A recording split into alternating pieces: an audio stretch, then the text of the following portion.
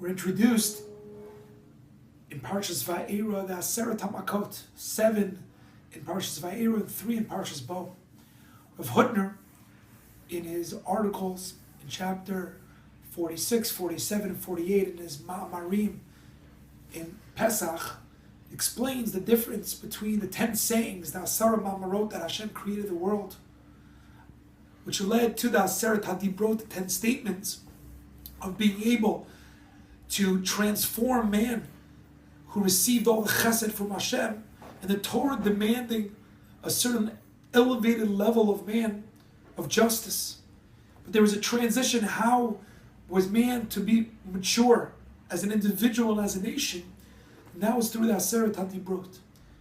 And we know the Mefarshim talk about how each of the Tetzach Hadash Me'achav of Rabbi Yehuda and the Mefarshei Tanakh talk about how each one of the Makot, they have a different foci of whether it's talking about the Hashkach of Hashem, whether it's talking about the Koach of Hashem. Not for now.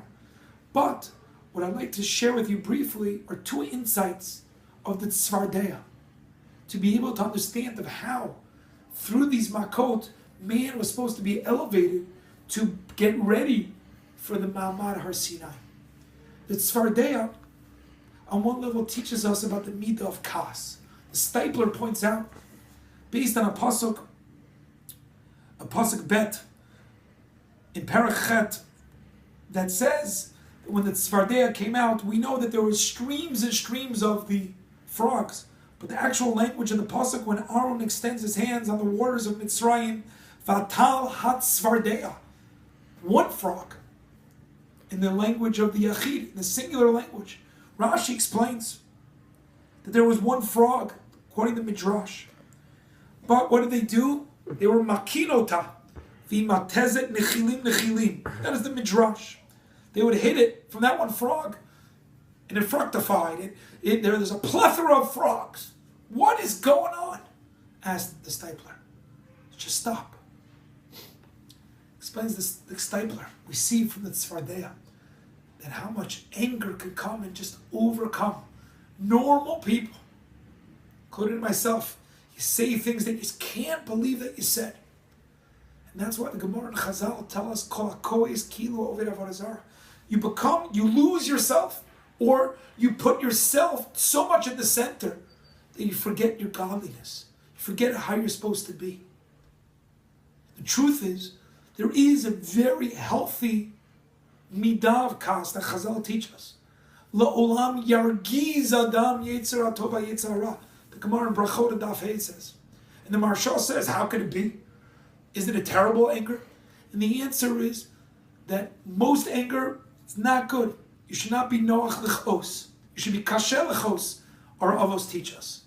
But there is a healthy sense of an ego to be able to know how to channel the anger. La'olam yargiz adam yetzirah tova yetzirah. Take that roges, that anger, and make sure it's motivating you. Whether the anger is coming from being disrespected or not living up to expectations, and that's what the Rabbeinu Yonah says. Rigzu v'al techatau. It's not to mean tremble, says Rabbeinu Yonah.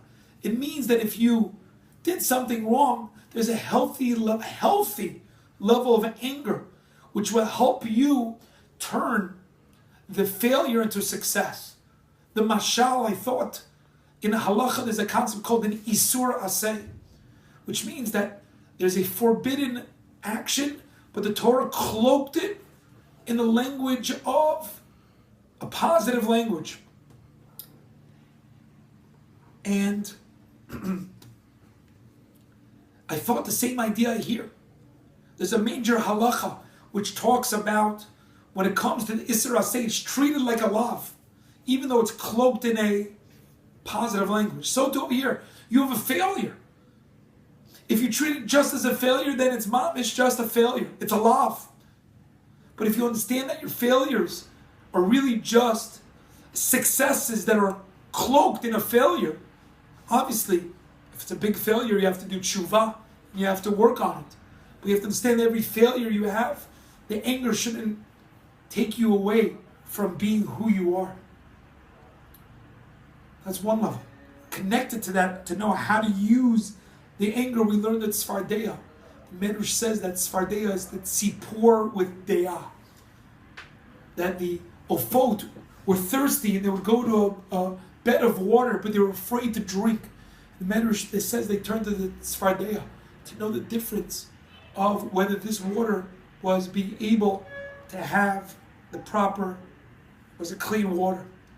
The Tzfardeya, representing the Das, is the very same concept of the importance of Das, as Chazal tell us, Godol. In Brachot, Gedola Deya, Shenatna Bein Shtei Otiyot of Hashem, Shenemar Ki El Deot Hashem. Deya comes in the middle of two Shemot of Hashem. Of Cook explains that the importance of Deya is not just pure knowledge. We're in the information age. Just Google it. So many people say, who needs a rabbi? Especially if you have corrupt rabbis. Oi, Chil Hashem. True. And the rabbis have to be more Doma Malach Hashem Tzvakot. But that's not the right knowledge. Ki El Deot Hashem. Rav Kook explains the Deya has to what? In Ot Tzadik Gimel, the Deya has to teach us how to live a life of musariyut, of morality. That everything that we have has a Kadosh Baruch Hu will fuel how we act in this world. This is the aim. So even if you mess up, you're able to have that Deya to help bring a Kadosh Baruch Hu into every point of your life. In the Beit Midrash, in the workforce, with your family. That is what we have to learn from the Tzfardeya, which is what? And in Mashal, it was everywhere. The Tzfardeya were in the ovens, the Tzfardeya were everywhere. Because that's what the Deya of Hashem, that's what you need. May we be Zoche to learn these important lessons, to elevate ourselves from the Tinok of the beginning of creation through the Makot to be the Ish of the Ish Elokim like Moshe Rabbeinu that HaKadosh Baruch Hu wants us to be. Shabbat Shalom.